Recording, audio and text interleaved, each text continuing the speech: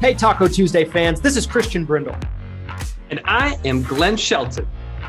We came together and combined our forces to create something special for insurance agents called Taco Tuesday. Let's taco about insurance. My company, Christian Brindle Insurance Services, and my company, Lead Heroes, is here to bring you the latest and greatest news happening in the insurance industry today and eat some tacos while we do it. If you enjoy the content that we put out on this podcast, feel free to leave us a review or subscribe so you don't miss any future episodes. Without further ado, let's get into this episode of Taco Tuesday.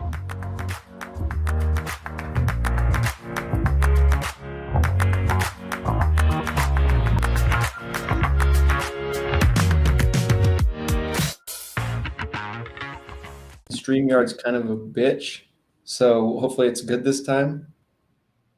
Go back to Zoom. I'd love to. Zoom's just a pain lately. Let's see. Is it working? Hopefully StreamYard didn't hear you, and then they're gonna be like, "We're gonna cut their connection." Cut the feed. There we are. There we go. Taco Tuesday, and so far we have zero audience, but you know, it's the principle that matters. We'll just have to. Are you gonna dig right in, bro? You gonna dig right in? Going right in. This is just kind of simple street taco, you guys. Okay, Nothing what's crazy, street taco? homemade. We've got beef, beans, onions, some red pepper, and then I added some. I'm out of top. So, you know, we could do a whole probably segment on hot sauces. And Eric, I'd love to know how you feel about hot sauces. I've evolved to Tapatio. That's my number one. Come on, bro. Why? I feel like it's the weak. spicy.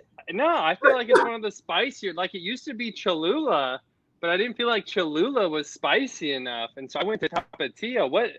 I mean, dude, I've gotten down on like habanero, just like straight up habanero sauce. So like aardvark. But, So let me ask you a question. Have you seen that YouTube show Hot Ones where they go through the gauntlet of hot sauces? Oh yeah. Okay, that's what I mess with now. That's my jam. That's where I'm playing. So, along with my tacos today, I have the hottest sauce that they offer there. Oh the my last dab Apollo. I also the famous the bomb. Gosh. The bomb. You're a I'll be eating legend. these live. I'm going to be eating these live on this camera with everybody watching. So, hey, what's that thing that is it Murray? He always wants you to you to do that. You have to make sure it's live. Yeah, make sure it's live. Well, I guess he's the one who has to ask for it, right? But yeah. I'm dabbing because we got the last dab. Got the last dab. Here's how many Scoville units is that? Over 2 million. It has to be over 2 million Scoville. Dude, you're insane. Tapatio somewhere around 10,000, I think, or 5,000. I bet. Let's take it back to dabbing for a second. Let me go get my dress off. Hang on, I got to get out of my dress for a second. Jeez, Louise. But no, I got to say this, otherwise I'm going to explode. Okay, so there's an issue with the dabbing thing. All right. Go ahead, Christian. Stop interrupting the man. He wants to talk. If you just started every single video dabbing and recorded it, there'd be no way to verify the live. That's right. No, that's what I'm saying. He has to ask for it, doesn't he? That's why we have to wait till he asks for it. Then we do it. That's the only way to verify the live. But that's if he shows up. He doesn't always show up because, you know, he's frustrated. He's not a reliable audience member. He's not a reliable audience.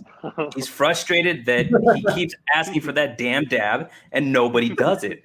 I've seen him. Dab, damn it. That's what he was like. He's like, dab, damn it. Poor guy. All right, let me show off my tacos. Can I do that? Yeah. Go. Can I show off my street tacos? Okay.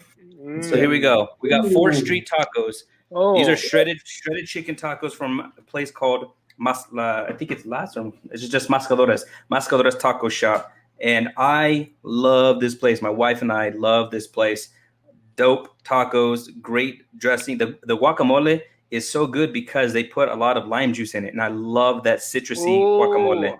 So, and it helps that gives you a little bit of cooling effect when you put the last dab on the taco and the bomb on the taco. So I'm ready. I'm ready to dig in. And I got some horchata to drink. So here's the shout out to Mascadores if they want to sponsor me. I love horchata. Yes. All right. You guys want to sponsor me and send me free tacos from Mascadores? I'm giving you guys a shout out. Boom. So you guys are put me to shame, and Justin Brock would like to know if any of us put dope in our tacos. No, I don't. Well, you know what they say that when you're eating these hot sauces this hot, that you end up getting a euphoric effect from it because it's so damn spicy. It's a chemical reaction that happens in your body between your tongue and the sauces. There's a chemical reaction, and so after eating it for a little bit, you can start having a euphoric feeling. I've seen a lot of people say that. How often are you eating that hot? Probably every other day. I'll eat sauce like that. Yeah, man. I felt like I was a spicy guy. Now I feel like I'm not a spicy. I gotta level up. This is nuts. Let's do it. How much of your taste buds are still? They're good, dude. I'm solid. You know what it is? My biggest fear was. Is that a Doritos Locos taco? That's what the wheel landed on. So every week in the office we do a random spin for where the tacos will be bought, because I buy tacos every week for the whole office. Okay. And landed on Taco Bell today, our unofficial sponsor. So here's what it is. Let's just put it out there that Taco Bell is not Mexican. Okay. I'm gonna just put it out there. It is not. But yeah, it's still enjoyable. I'm not gonna lie. I wish they wouldn't have taken off their Mexican pizza. I really enjoyed that. That was great. I used to get that. They had a lot of great items. Dude, the double-decker taco, I spend a lot of time thinking about that beauty. Look at that. There it is, guys. That's got to be Carolina Reaper. That's got to be Carolina Reaper-based hot sauce, and he ate it like it was nothing. Wow, I knew. My gut said, I'm like, Eric is a spicy guy. Arizona is so spicy. Everything's spicy. I've been out of Arizona for so long now. I grew up there. Shout out Cardinals. But yeah, I just remember I kind of eased into the spicy food scene down there because everyone is all about the spice down in AZ. But, he's going back for seconds. Eric is literally dousing that in that sauce right now. I can feel the fire in my throat right now. Secondhand spice. Yeah. There's secondhand heat in my throat. I don't know what. I didn't know this was a thing. This is nuts. Yeah, I feel that in my throat right now. I bet you that do. It is consuming my mouth. I'm starting to feel the sweat. Eric, you're a legend. Man. Legend. By the way, I wanted to say, so to kind of start getting this on the insurance track, since Christian and I have gotten some haters previously that said, hey, you guys. No, say we don't talk more about insurance. Yeah. So we've had some people comment. So we could do an hour with Eric about food, but we also need to talk about insurance. So let's talk about, I want to take a second and just kind of highlight what you were doing at 8%, because I just thought it was so genius. One of the hardest parts about doing interviews with influencers, with people who, can make a difference that you want to hear from, one of the hardest parts is getting them to line up your schedule, right? The scheduling aspect is one of the, Christian, I know you've done a million interviews with a ton of influencers. You understand that too. So when I saw that you were pulling people aside, when they were already there, they're already in that mindset where maybe they want to share information. They're already networking at the conference, and then you're kind of grabbing them for that interview. I thought that was genius. So you guys, if you haven't seen that, Eric's been releasing a set of YouTube videos. I believe it's on Senior Sales University. What's the name of your YouTube channel? You go to YouTube, just Eric Fierro, which is my name. Just search Look his up name. Eric Fierro. And he's got these interviews from people who were at 8%, a lot of them who were on stage, who were speaking, or they were doing breakout sessions. And, he kind of grabbed some of those gold nuggets for you guys to listen to if you weren't there. So I thought that was awesome, man.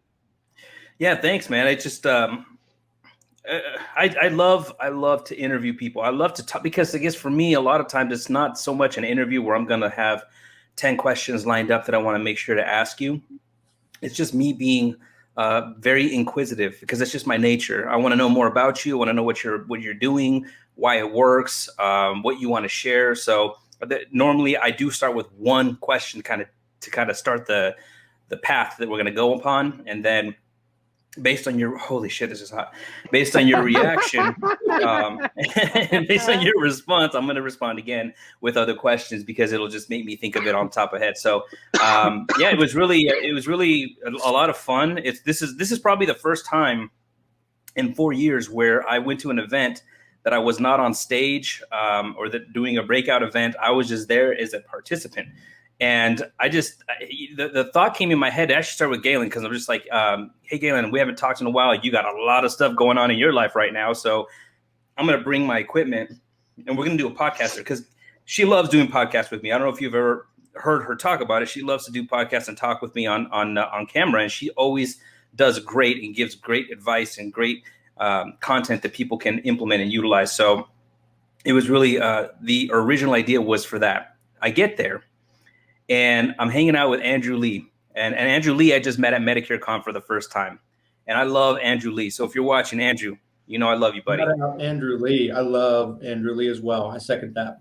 Yeah. He's I'll never forget it because he came up to me at Medicare Con. He's like, he starts this was late at night. This was probably 1 a.m. We're in the lobby. I'm actually getting ready to go up to bed. He's always up. Yeah, he's always up. And so he comes and he taps me. He's like, bro, you don't know me, man. You don't know me, but you're going to love me. And so he's like, so he just starts talking to me and he starts making me laugh uncontrollably. And then another agent came in to talk with us.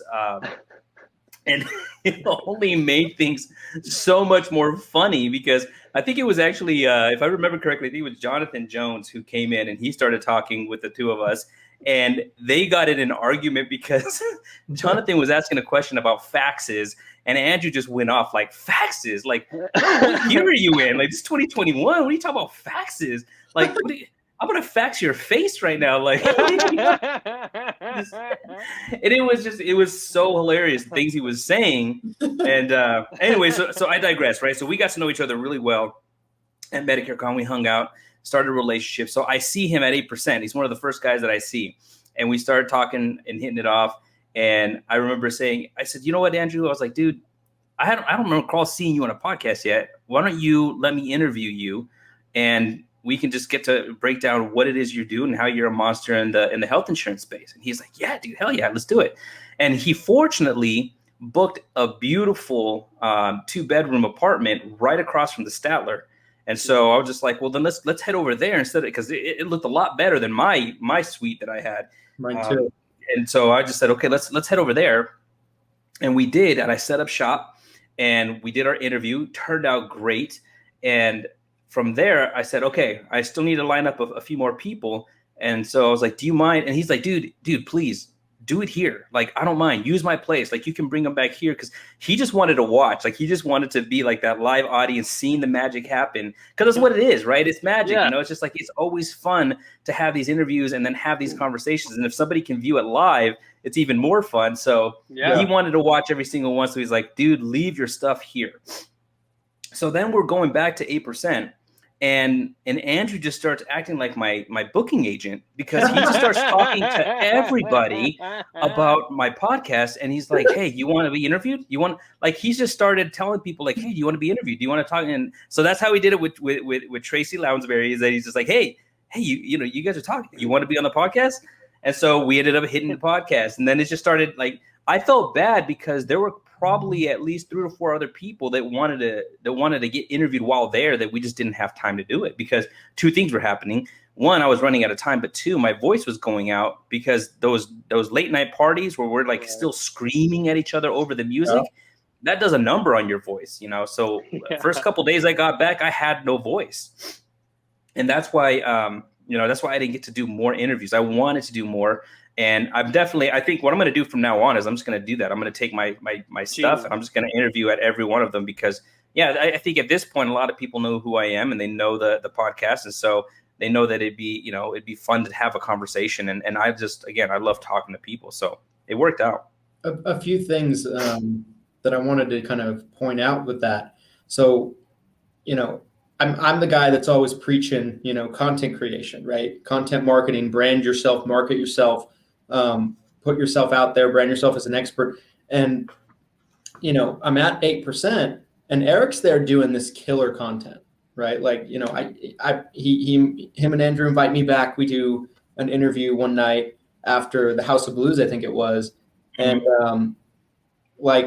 I just had this realization. I'm like, Eric is showing me up right now. Like, I'm a hypocrite. Like, I'm a freaking hypocrite right now because I hadn't done anything at that point. And so, I was kind of scrambling to catch up at that point, So, Yeah. Eric kind of kept me on my toes a little bit because of that. I'm like, Eric's over here shooting this bomb ass content, and here I am. I'm just doing nothing. and Andrew, by the way, he's made me laugh harder than any person this whole entire year. Because I met him in person for the first time at Medicare Con. We sat next to each other at dinner one night, and he was just talking to me and telling me stories. And I was just I couldn't help it. I had tears running down my cheek because he's just making me laugh so hard. And I've told him this 3 or 4 times in the last couple of weeks. I'm like, you're the best networker at any of these events, without question. He has no fear about anybody. He's off partying with Coach Burt and Medicare Bob and Nate Offord and all these people. I'm just yep. He's up all night with these guys, 4 or 5 Legend. He's a monster. So I wasn't there. I wasn't at 8%, but both of you guys were. So my question for you, and it's funny because this came up in a conversation with an agent earlier today. There was an agent that was kind of hating on conferences earlier today. And I've been to my fair share of conferences. I've seen it both ways. I've been at conferences where I'm like, man, this is a waste of time. I paid to get in here. I'm not seeing value. And then I've gone to conferences where I wish it was longer because I loved it so much. I loved the people speaking. I was getting so much great information. I was networking. So I see both sides of it. So I guess my question to both of you guys is, whether it's specific to 8% or you could be more general with just conferences in general, what would you say to someone who doesn't believe in conferences? What would your response to them be? Who had a great answer to that was Josh Lustig. He had a great answer. Another great close friend of mine. He was asked that question before, and he said, and he gave a story that illustrated, I guess, the importance of mindset. If you go into it thinking negatively, thinking you're not going to get anything out of it, then you're going to be like, this is a waste of time. In fact, when I was there, I did meet an agent who had that very mindset that this is a waste of time. I'm not going to learn anything here. I already know it all. And that's fine. You can be an expert already in your field. You can know everything to know. People should be learning from you because you have so much knowledge and a wealth of it. And also you have a successful practice. But there is something to be said about being around other people who are like-minded, because you're not going to be better than everybody. You might be better than a lot of people, but you're not better than everybody. And you never want to be the smartest person in the room. So being in an environment like that, where a lot of these big players will come and congregate for the networking aspect solely, that in itself is worth the price of admission, in my opinion. Not everyone's opinion, and that's okay. We respect all of that, but that's what it's about for me. Because even though I can still go in and I can sit down and I'll get something from every speaker that's talking, if I go and watch every single speaker, I can, because it's the way I'm thinking about it. But even if I wasn't sitting for which I didn't, I wasn't able to sit in every single one of them, then it's because I was networking. It's because I was talking to other big producers who gave me one-on-one time. Because think about that. Again, you're going to end up in a room that big with so many players. You will end up being able to talk to somebody who is bigger than you, who is doing things at a higher level that maybe you aspire to want to try to do yourself, right? And again, you could probably go along the exact path you're on right now, and you'll be able to get to that next level on your own because you're good. You're really good at what you do and you know how to do it. But what if there was a few nuggets that other producer could have provided you that got you there a year sooner? I mean, that's a year sooner that you could be at that next level and moving on to your next goal. So I think for me, the networking aspect is always going to be worth the price of admission. But that's just me. I don't know, Christian, what are your thoughts? Well, I love how Tony Merwin put it, because he either, I can't remember if I heard him say this in person or he posted it somewhere, but he said, if you go to one of these events and one of these conferences and you walk away with nothing in your mind anyway, then you're doing something wrong, right? You're doing something wrong. Like you're probably just sitting in the conference room, listening to the speakers give their presentations, and you have a negative mindset already made up before you even got there. So you're really blocking out what they're talking about from the get-go. And then you're not attending the events, right? You're not attending the parties. You're not networking. You're not spending the time to build those relationships and gather those nuggets. Because I agree with Eric. I got a lot out of the speakers. I got a lot more from the private conversations after the speakers were done. And so I think it just comes down to what your attitude is going into it. And like, are you coming there with the mindset that I'm going to get something out of this and I'm going to come back better than I was before? Or are you going in skeptical and being like, oh, this is going to be a waste of time. I hope I'm not wasting my money. Like, you just don't want to think like that. And so I think it's just completely up to you on what you walk away from, because two people can see the same thing and have two different reactions. Sorry. It is hot, man. It's really hot. Dude, you're a. I try to hold it in. Buy it. I try to hold it in so that nobody will know. But yeah, the sweat and careful with touching the eyes and all that. The tears, the sweat. That's kind of my. I'm sorry. Go ahead, Christian. Finish your thought. I was basically done. Go for it. I was just gonna say, that's kind of like my thought is, all it takes is one relationship or one piece of advice to potentially give you the trajectory or the change that you need or want. I think part of the problem is people go into it with expectations that are just not realistic, right?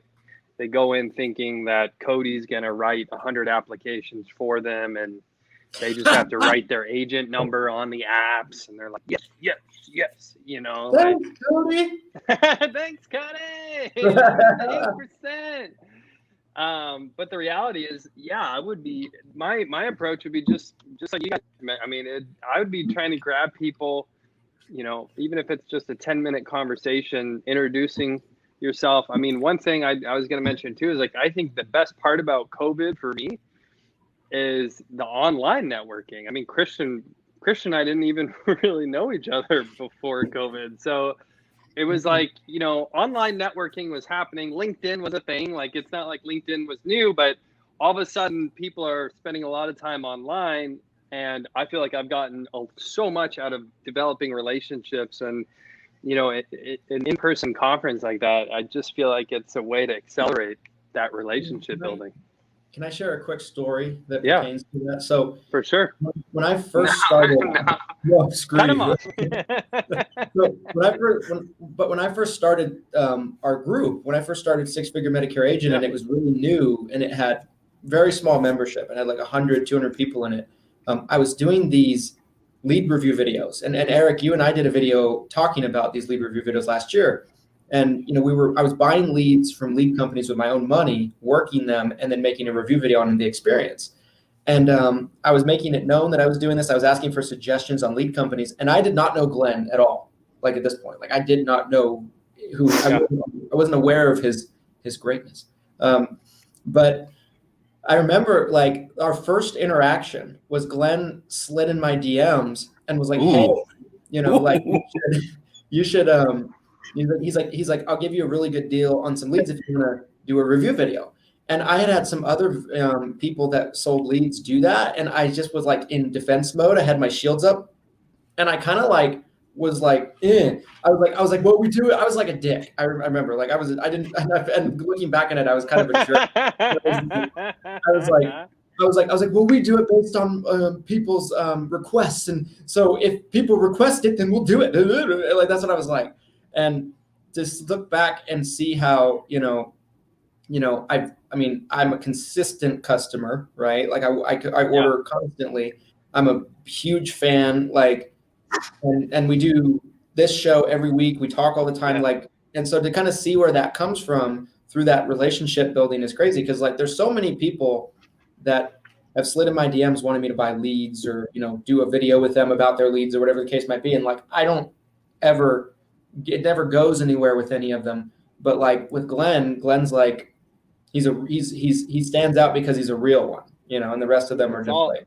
It's all about that DM slide, baby. Just slide into that DM. Just slide in. The other cool thing about the conferences though is that there would, for a lot of us, it's going to be an opportunity to meet other agents that we may not otherwise meet in other, for any other reason. So, I saw Brad Hannon said that Robert Beige said it best. It's like, what you gain from going to carrier incentive trips without being a top producer. Because that's one of the reasons I love incentive trips. And I always wanted to be qualifying for incentive trips because it allowed me to be around these other like-minded top producers and being able to just shoot the shit about whatever it is. It doesn't always have to be that you're trading practice secrets. It could just be that you're getting to know somebody and being like, man, I genuinely like you as a friend. I want to be friends. Even if nothing else comes of it, like, let's just be friends because it's just fun to talk to you and have great conversation. And that happens a lot in these conferences as well. I spend the majority of my day at the conferences with people coming up and wanting to talk. And I love doing that. Like, I never want anyone to shy away from coming up and saying hi to me and wanting to ask questions or whatever, because I'll give you all the time, that I have to do that. That's my whole purpose in being there. In fact, my wife doesn't ever want to go on these trips to the conferences. She'll love the incentive trips all day long, but she doesn't want to go to the conferences because she knows that I will be spending my entire day and night just talking to agents the whole day. That's why I lose my voice every time I go to them. But I love it. I freaking love it. Yeah. It's so true too, because like when I did my breakout, by the time I did it, because I did it on Sunday, my voice was just gone. It was shot. So like I stood up in front of the room and I was like, I need you guys to help me get through this. Like I need to. It was done. It was the end. Glenn, someone's calling you. No, it's not my phone. It's actually family member's phone that is here. So sorry about the interruption. Everybody. I'm going to start calling you every Taco Tuesday. Please don't. Please don't. Glenn, I need leads right now. Was that your Christian impersonation? Hey, Glenn. Hey, I'm in Salt Lake City. I need some leads. What are you doing in Salt Lake? Wait, what are you doing? All right, let's not go there. Oh my God. Good times. I'm trying to think, we have so much. Christian and I were saying there's so much that we felt like we could talk about with you, Eric. I guess I would love to kind of turn it over to you if there's something specific that maybe you're working on or that you feel strongly about that you want to discuss. I'd love to give you an opportunity to bring it up. Sure. Well, I mean, as always, I'm always plugging away with the Senior Sales University. Yeah. I love what I do there. I love being able to help people. Just try to be doing it in a little bit more of a unique way where I'm not asking for anybody's contracts or recruiting anybody. And not there's anything wrong with it. It's just something where I want it to be different in that I want to be able to help as many people as I can without the which it can kind of hold you back a little bit without that, needing to contract you in order for me to help you. I just kind of wanted to be able to give them a way where they can access the wealth of knowledge I've already put on training. They can access systems and tools that I utilize myself that they can utilize as well. They get access to me as a result of that. They get access to, weekly trainings that I'm doing so that they can continue to evolve and learn. So it's one of the things that I am really passionate about doing that. I'm really passionate about doing it in that way where I know that, a lot of people are like, you're crazy for giving up the ability to recruit. Like because I get people who ask me all the time, like, hey man, would you contract me? I would love to get a contract with you, but I'm just not doing it because I just want to do things a little bit differently. It helps me stand out a little bit, right? Yeah, everybody has their own ways that they stand out in the marketplace. Sure. And this is kind of the way that I decided I wanted to stand out a little bit differently. So it's been a great journey so far. It's been a lot of fun. Have a lot of things that we have going ahead of us that are going to only continually improve the membership, for people who are part of it. If there's a brand new agent that's listening to this or watching this right now, could you take a second, maybe kind of explain what it is, so that way everyone can kind of understand? Because I do think there's a ton of value in what he's doing, you guys. And I do love the fact that he's not forcing you to be underneath him, to contract with him in order to get access to these tools and resources. I had kind of the same epiphany when I started Lead Heroes. It's like, I don't need to contract agents to help them with marketing. I can just help everybody with marketing. And I love that. I love that. Yeah. So give everyone kind of a maybe a 40,000 foot overview of what it is. Yeah. So the Senior Sales University itself is an online training platform that teaches people how to get into the market, how to learn the products that we offer in the senior market, from Medicare, final expense, ancillary products. And then from there's also sales training so that you can implement the selling of these products you just learned about. Then there's also marketing training so you can learn how to get in front of people. And then on top of that, we also include tools that you can utilize. One of them that, right now is kind of everybody talks about with associating with my name is the CRM that we offer. And so it's basically the Go High Level CRM that we've built out, is specifically niched out to the senior insurance market. And again, I know there's a lot of people who have started picking it up and offering it themselves as FMOs and all that stuff. I'm not of that wheelhouse where I feel like I should ever give anything like that for free to an agent, first of all, because I feel like it's not valued when it's given for free. And I don't mind saying that, if the people who hear that from me get offended, then it's not the right audience for me in the first place. But the right audience that I like to join my university understands that your tools should always be in your possession as an independent agent, never in your FMOs. And so you never know if anybody pays attention long enough to how relationships change in our marketplace.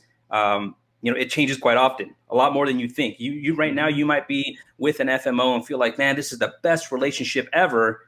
And 2 weeks later, something happens. And it doesn't always have to be something where it's the FMO's fault. It just could be something happens. Sometimes a different opportunity comes along that causes you to have to realign your contracts. Well, if that's the case and all of your CRM client data is locked up within the FMO with the FMO that's, providing your CRM, it makes that transition so much more difficult.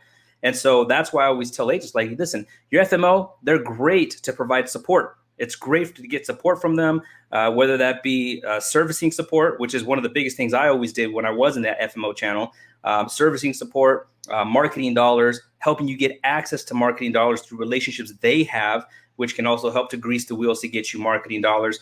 There's a lot of different ways that an FMO can kind of earn their override from you. But I feel like when it comes to the tools that you use for everyday business, you're a business person. You should be in control of those tools. And I know that, again, that might offend some people, or they might be like, well, I would rather have it for free, and that's okay because I love my FMOs, and that's their choice. Again, that's not the audience that I would be speaking to. I'd be speaking to the audiences that listen to what I just said and said, you are freaking right. I should be always in control of my own tools. I want to sign up with you. Yeah, I will.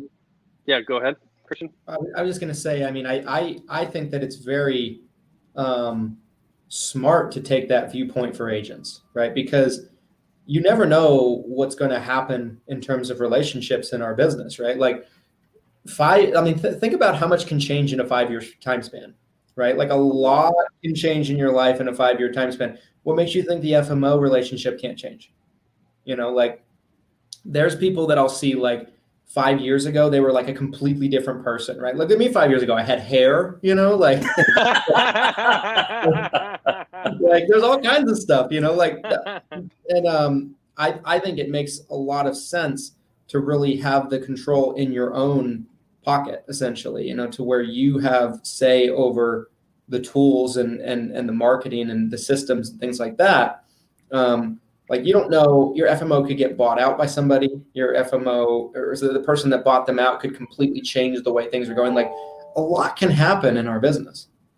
Yeah, and it doesn't have to be that a negative thing happened. I mean, Christian, look at your situation. Like you were for a long time with 2 FMOs, and you finally decided you were going to bring everything under one FMO. So, again, it's just like, it doesn't have to be always a negative thing. It just would be that a different opportunity presents itself that causes you to have to move those contracts. So that's why at the end of the day, I always tell people you don't want to have any kind of interruption in your day-to-day business. Therefore, you should be in control of those things. And you get an expert to help back you up with all that, Get that Hot brain. sauce addict. Yeah. Yeah.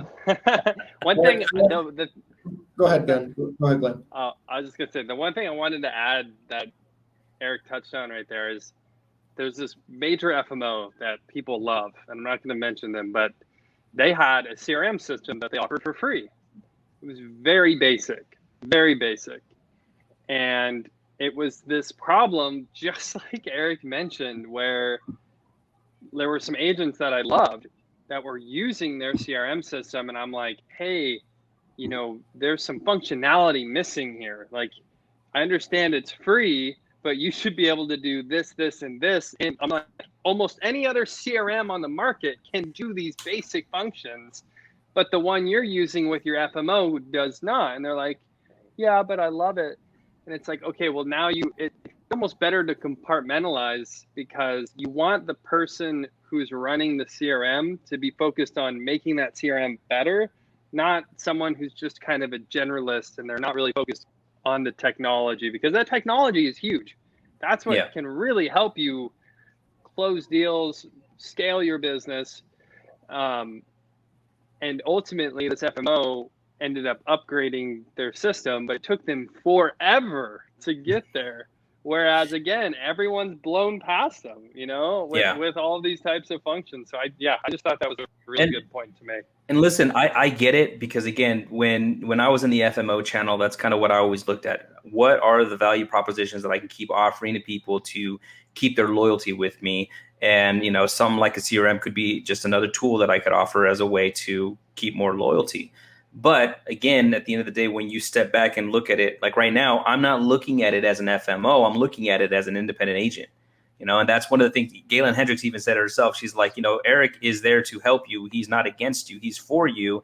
And he is an agent like you. So he understands what you're going through, and therefore is only going to benefit you more because you have somebody who has the agent mentality, looking at systems and processes as an agent in your field. So it only really greatly benefits you in the end to work with somebody like that. Yeah. I got a question for you, Eric, and I'm gonna shift gears a little bit, okay, into a different category. But I wanted to ask this of you because, so when we did the video for your podcast in Dallas, we talked a lot about content creation. And you asked me a lot of questions, but I wanted to ask you a couple about the topic. Kind of flip the script, Okay. So I feel like you've been putting out content for a really long time and doing a really great job at it. Right. If somebody is out there that might be watching this and they have a desire to maybe start putting out content, but they just don't know where to start, what advice would you give to that person? And two-part question, like, how can you make sure that your content is actually valuable to the audience? Like, how can you make sure that they're actually bringing significant value? Because you bring as much value, if not more, than anybody out there that's probably doing it, in my opinion. Thank you, man. That means a lot, seriously, because you're a content beast. So to hear you say that to me is, very humbling. Thank you so much for saying that. Because game right there. It's honestly, it's actually a question I always ask myself, because that's one of the things even myself struggles with. What do I talk about next? What do I do next in order to continue to bring something that I think people might be interested in listening to? Because I know one thing you'll notice is I don't do a lot of videos where it's just me by myself. I've done maybe 3 or 4 that I could think of, but I don't do a lot that's by myself. Part of it is maybe an insecurity where I'm just like, maybe people don't want to hear from me specifically. They like hearing me interview people. They like hearing me ask questions to people, but maybe they don't want to hear from me specifically to just, to go out there and talk. Again, probably just an insecurity of mine. And I'm being open and honest about it. So for somebody who's brand new thinking about what it is that I should talk about, always start with the idea that we'll start by analyzing what your strength is. Like, what are you an expert in? because that's always going to be where you can talk about content the most, and you can break up whatever your subject matter is. You can break it up into small pieces, and I would start small. Like, don't worry about creating some kind of 30-minute, 40-minute video. Just do a 5-minute one, do a 3-minute one, do TikToks, you know, just do something that's around what your expertise is in, and then just put it out. Because the one thing that I think a lot of people might get stuck on is in putting out content, they start worrying about metrics, you know, and to me, the content piece of it, it's not so much like, for me, I'm not really trying to turn that into, ultimately I want clients out of it, but I'm not going to sit there and analyze every view that comes in and all that stuff. I just want to put the content out there and hope that people enjoy it. And the cool thing about this last 8% is that I probably had more people than ever that I have not met before come up and tell me, hey, I appreciate the content you're putting out there. Like, I really love what you're doing. I love what you put out there and what you say and who you're interviewing. Like, they're enjoying it, you know? So to me, that's enough feedback that I'm going to keep doing it, because I'm getting those people who just come up to me and say, man, what you've done means a lot to me. I actually show my whole team your stuff. Like, that's the coolest part. When I hear them say stuff like that, I show my whole team your stuff. I'm like, dang, that's awesome. So awesome. Subject matter, man, that's where I would start. Whatever you're an expert in, break that down into itty bitty pieces, make a few 2-minute, 3-minute videos just to start putting stuff out there. And then you're going to end up putting something out that people are going to latch onto. They're going to say, dude, I like what he said about that. And then now you have a fan who's going to wait for the next video. And then the next video drops, they're going to watch that. And they watch the next and they watch the next. So I would tell them, do small videos around your subject matter. Don't worry about the metrics in the beginning. Like, just don't even concern yourself with that. Just put content out there. Gary Vee says that himself all the time. He's like, man, don't pay attention to the comments and all that stuff that people, especially if they say negative things. Like, just put stuff out. Love it. Sorry, that was a winded answer there. No, I love that. Like, I feel like one thing you said in that was so, you know, insightful to me, because people are always so worried about like scripting their videos, saying the perfect thing, right? Like I've when I talk to people that actually like write out a script for one of their videos, like a YouTube video or something like that, I'm like, you're not talking about something that you're secure about. You're not talking about a topic that you feel like you know backwards and forwards. In my opinion, if you should be putting out content that like you can literally just freeball it, and you know, you can just like a light switch, flip it on and go and talk about it. Like when I started our podcast, that's really what it was. I felt like I knew enough about what I was talking about to where like I could literally just pick a topic or a subject that had to do with that. And I could literally just pump out like 15, 20 minutes of just, yapping. And I feel like if people feel like they need to script down something and they need to really pre-plan it and all this stuff, like maybe you should pick a different topic, because maybe there's something else you feel more comfortable talking about. I think that one of the things that you hit it right on the money. One of the things that I always do when I go and speak on stage, and so now it's like the pressure's on. I'm in front of a crowd of people. Right. But just to the same exact point you just made, I know my stuff so well that I just need a presentation that shows me a bullet point, like Bing, T65 lead data or whatever, like whatever it is, it triggers something in my mind where I just go off and I can do it for hours, because it's just something that I'm an expert in, and I love talking about it. That's the other fun thing, is that I really do love talking about it because I'm an expert who's done it for such a long time.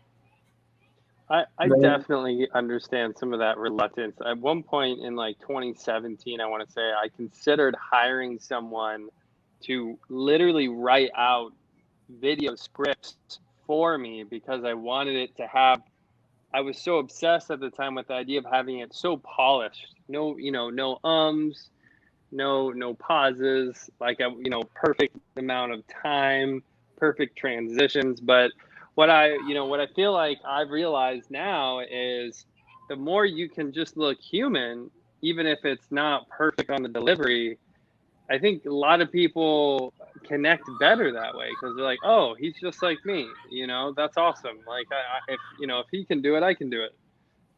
I think that's it's kind of like call reluctance. It's kind of like when agents are like, I don't want to call the leads, Like I think, Eric, like I saw the video where you were on stage at 8% Nation a few years back, and you were just like, if you're running an ad, for example, right, or you're shooting a video of some kind, like your phone is good enough, and you literally shot an ad, right? That's what Cody said. Prove it. Like, and that just goes to show that, like, it doesn't have to be perfect. Sometimes too perfect is a negative, right? Yes. It makes it a little too much salesy, like an ad. It's fake. It comes off fake if it's too perfect. Look at like Ty Lopez, right? Look at like a Ty Lopez. Like his ads are literally here's my 7 Lambos. Yeah. Here's my 7 Lamborghinis. But he's shooting them with his iPhone, crypto. walking around his house, hey, here in my garage, you know what I mean? Like low budget, like there's no budget, he's just pulling his phone out. But there's some kind of beauty to that, right? People can relate to that. And sometimes all you're trying to do is to be relatable. Yeah, that's the one thing I tell people all the time, that people are like, should I get this system because it'll polish my videos better, and should I do this and should I do that? And I'm like, at the end of the day, guys, people care about content. They care about what you're saying, not how flashy it is. So it doesn't matter if it's an ultra polished presentation or whatever. Like if the content isn't there, and if they can't apply it right away, if it's not actionable, it's useless. So if instead you would just worry about making sure that any content you're putting out is actionable, something they can utilize, something they can take away right away, that's what's going to win you the crowd. That's what's going to get more people to want to watch more of your content, because they know that when you put something out, they can use it. That's the game. Yep. I'm on my iPhone right now, right? So like something that I think a lot of people don't understand either is like technology has evolved to the point where your phone is as capable or even potentially more capable than like a lot of cameras so like you don't need to go invest a bunch of money in equipment. Like you can literally just take your phone and it's right there. You've got a microphone, you've got a camera, you can distribute the content, you can edit the content, you can do it all right there on your phone. Like don't overthink it, you guys. The analysis paralysis is insane. There's this one agent I've probably had 5 conversations with, maybe a dozen emails, and he's never done anything. And I'm just like, man, if you spend this much time like analyzing everything, you're not gonna progress. Like there's some people that are just obsessed with the analysis. They just want to analyze all of it. And how do I do this? What if it's like just do it? Like I love the Gary Vee thing. Just do it and put it out. Let's go. Like fast decisions. I had 2 referrals come into the office yesterday. Like it was a couple, husband and wife, and this is the 3rd time they came into the office. And like they're the spreadsheet type, right? Yeah. Like they have spreadsheets, and they're looking at subs. So they're looking at plan ends, and they had we had narrowed it down to 3, but they wanted to know about like 10 companies when we first came in. Oh my God! Did you write them? Tell me you wrote it. I did. I had to push them a little bit. I was like, this is a good choice. God. Let's just do it. I'm like, if you change your mind, we can change the plan. But Leah, I mean, I feel like over analyzing things, and the reason why I bring it up is because the part of their problem was they had gone and talked to probably 10 different brokerages in the area. Right. And every single brokerage was giving them a different opinion on which way they should go. Right. Like brokerage 1 said you should go with this carrier because this other carrier doesn't pay claims. I'm like, okay, all med subs pay claims. I'm like, they all pay claims. Like, that's not an issue, And so my point in bringing that up is like people overanalyze things, and then they get stuck in this state of fear and frozenness, right? Of fear of making the wrong decision or making something wrong in some capacity. And then they don't do anything because there's too many cooks in the kitchen. There's too many people telling them that, your video should be like this. Your video should be like that. You should talk about this. You should talk about that. You shouldn't do this. You shouldn't do that, and what Eric, like Eric said, you flip on the camera, you just talk about something and throw it up there and see what happens. And you can get better at it as you go, but you don't have to know everything to start, but you have 100%. To start in order to get to that place where you might know more just through experience. Yeah, it's the same thing too with getting started in sales for a lot of people about picking up the phone. They get such this paralyzing fear to picking up the phone, that paralysis of analysis. They want to try to really telegraph any phone call they're about to make. Okay, based on the data I have here, this is a female. She's 67 years old, so she likely is going to have a MedSup or a Medicare Advantage plan. I'm going to ask these questions. I'm hoping she responds like they try to telegraph the entire thing. They make the call and nobody answers the damn phone. So it's like you wasted 20 minutes, right? You wasted 20 minutes analyzing it, trying to do this, and nobody even answered the phone. What a waste. So, that's what I'm saying. Just pick up the phone and dial. It's something that I personally had to get through myself. I went through that. And that's why I always tell people, like, skip it, man. I wasted time growing because I was paralyzed by wanting to anticipate the entire conversation. Just make the damn call and be reactive. Trust me, you know enough that you'll be able to hold a conversation. One thing my dad always told me when I was starting out as a new agent is because I would overthink a lot of things on the phone. Like, be like, I feel like I need to know more about this to make these calls. And my dad would be like, you don't need to know about that. Like, you probably will go a year on the phone and not run into that, and one thing he always told me is like, you know more than these people.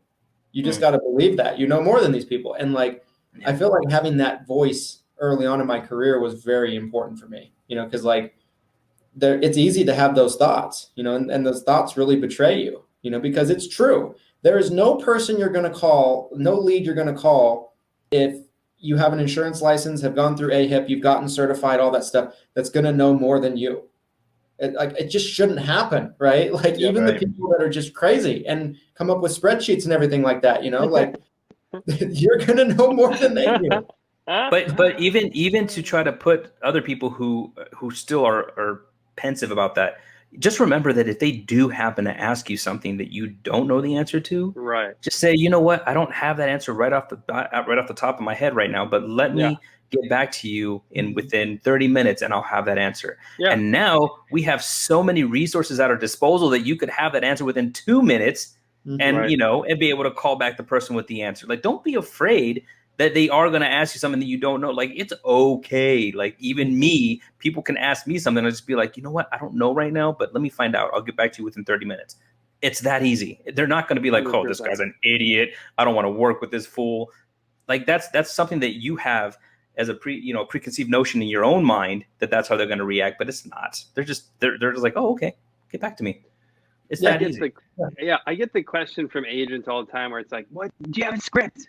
I need a script. I need to know what to say, like this, like, and whenever I send a script or I tell them like kind of how I would start the conversation, I'm like, listen, this is an outline. There's no such thing as like a lead that gets piped in word for word. You just read this script. You don't deviate at all. Just, hi, Mrs. Jones. My name is Glenn, and I'm a licensed insurance agent. Like, that doesn't exist. Like, it's you kind of have some words you might pick up. You're like, oh, I like this word. I like this sentence. I like this rebuttal to this objection. But yeah, you just it's all about experience. Like, just dive in and be reactive, problem solve on the go. And I do love that is a big one too. It's like, oh, well, what if I don't know the answer? Well, just tell them you don't know. It's that simple. Oh, I'm not sure. Let me get back to you on that. It makes you a human being, right? Yeah. Like that, and I think people will trust what you tell them a little bit better as well. I've found as a salesperson, and the reason 100%. Is because they're like, okay, if Christian doesn't know something, he wouldn't have told me that. He would have, said he'll get back to me. It makes it seem like you don't give them an answer unless you're sure. And it's not a sale killer. That's what people are afraid of. It's a sale killer if I say that. No, it's not. It's not. Yeah. 100%. 100%. I have a couple more questions for the great Eric Fierro, and then I want to respect both of your times, and we'll wrap this baby up. Sounds good, boss. All right. So, Eric, we got to know for our Ravid audience, tacos or burritos? Tacos. Okay.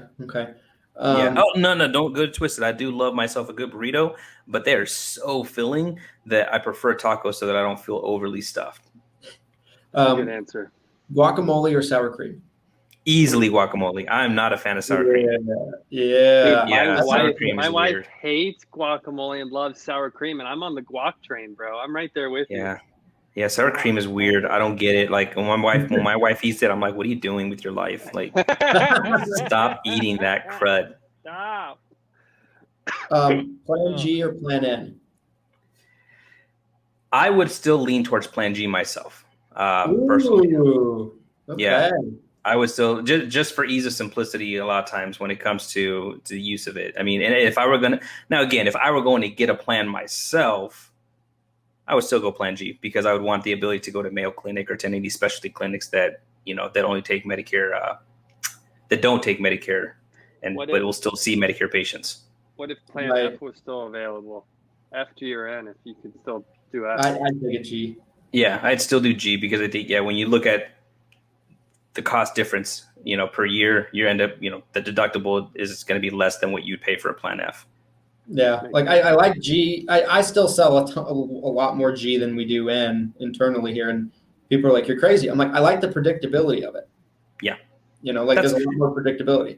That's what a lot of seniors want still. Even when you're doing the comparison of Medicare Advantage to Medicare Supplement, a lot of times when you're doing that comparison, even though they see that zero premium, when they see the copays, deductibles, and not sure where they're going to go in terms of their health, they like the predictability. They like the predictability of cost. They like the predictability of use. They like, knowing that it's a lot less likely that their physician will stop accepting their insurance plan. Like, right. It's a lot more predictable. Now, I always tell people Medicare Advantage has its place, and it's obviously growing in the marketplace. But I think it's if we had the same amount of commercials running for MedSup as we do for Medicare Advantage, maybe it'd be a more even fight.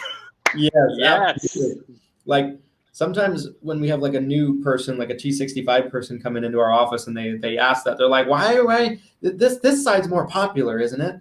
And I break it down for them. I'm like, let me tell you why it's more popular. Like, incentives, involved. Yeah. Well, and again, if they even knew the incentives the insurance carriers get, and as to why they're pushing it so hard, it would probably leave people wondering, like, do I really want to buy this plan? I mean, it's just really being pushed because the money, but that's everything, right? Everything is based around money.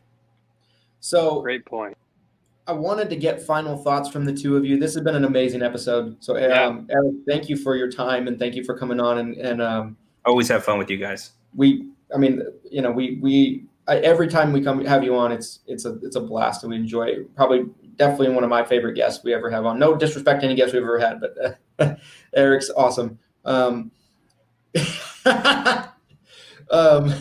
So Eric, final thoughts on this episode that you might want to leave anybody with?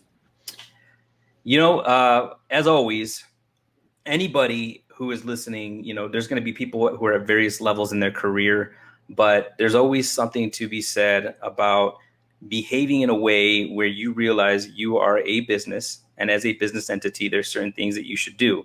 Think like an investor, not a consumer. Consumers look at costs of things and just say, this is another bill. This is another bill. Investors look at things and say, if I invest in this, then it'll make me that. All day I want to do it, right? So if it talks about conferences, you invest $2,000 to go to a conference, but because of what you take away and the relationships you build, you end up making $10, $15, $30, $40, $80,000 more, like all day long. I will go to conferences, right?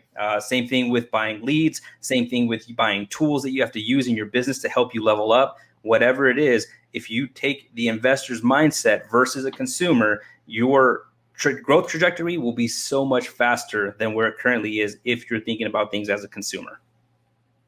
Boom. Absolutely. I love that. It's a mentality I feel like is of being an employer and a business owner opposed to just maybe like an employee, because you're looking at things from a different trajectory. But think about that. When you do that, especially when it comes to your relationship, even with your uplines, yes, we want to get some freebies when they're out there. If they can get us marketing money, absolutely, right? But if you put yourself in a position where you're dependent on them for your growth and you're dependent on them for writing business, well, then you're not really independent, right? And so that's kind of the goal we all want, is to be independent, is to have that ability that regardless of who our upline is or who we're affiliated with, we know we're going to survive. We know we're going to thrive in whatever path we're on and whatever upline is associated with us, right? at the end of the day, you want those uplines to cherish you and to be like, man, I would not want to lose this person because they are beasts in their own right. And that's the name of the game, right? So sorry, didn't mean to interrupt there, Christian, but. No, absolutely. I think that was great. Yeah. And very true. Like it goes hand in hand with something that we were talking about recently in an episode, like be valuable to your upline, like bring value before you come in and ask for X, Y, and Z. So I love it. I love it. 100%. Mr. Shelton. Yes, Final- sir. Mr. Brindle. Mr. Brindle. There's so much. Final thought. Boppy Yeah. Christian. Boppy Brindle. I like Boppy Brindle. There's so much great stuff that we covered. I think my favorite thing, though, like there's one thing I could really point an agent to who's watching this or listening to this. I would say it's really so like there's mistakes. This is something that I've thought a lot about personally recently that Eric hit on today, and I just kind of want to recap it for everybody. Like when I think about mistakes that I've made over my career, a lot of times the reason the mistakes were so damaging is because my decision making was so slow. I would make a bad decision and then I would wait like 3 months and just kind of hang around and see how it was all going to play out. And the reality is now if I make a bad decision, a business, it could be something as simple as like a software that I want to integrate into my business.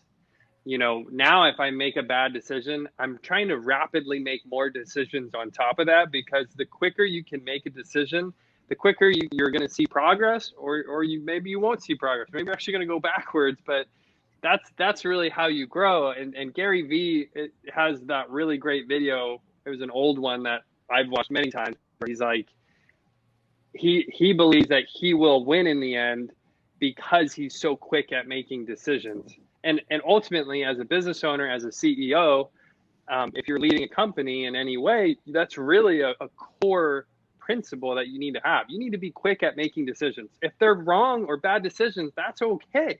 That's totally fine. But now you need to reiterate, make more decisions, keep going quicker, and move forward. So that's my final thoughts for today, guys. Thank you so much, Eric, for coming on. Yeah. Thank you guys for having me. It was a lot of fun, and those tacos were delicious, and the salsa was spicy, but it was still a lot of fun to eat on camera. You made it all the way to the end. Christian, I made it all the way. I went straight to the end. I went straight to the last dab. That was my very first one. Christian, final thoughts, good sir. Yes, sir. So my biggest takeaways on this episode, you guys, would probably be I love what was said about the events and how, you're going to get out of it what you're looking to get out of it, right? Like if you're looking for a disappointment, it's probably going to be a disappointment. If you're looking to get value, if you're looking to get great connections, build relationships, build friendships, you will probably get that out of it as well. Shout out to Andrew once again. Like nobody does it better than Andrew. Like everybody knows Andrew. Everybody loves Andrew. I love Andrew. Like he's easily become one of my favorite people in the industry. Love, bro. Like love.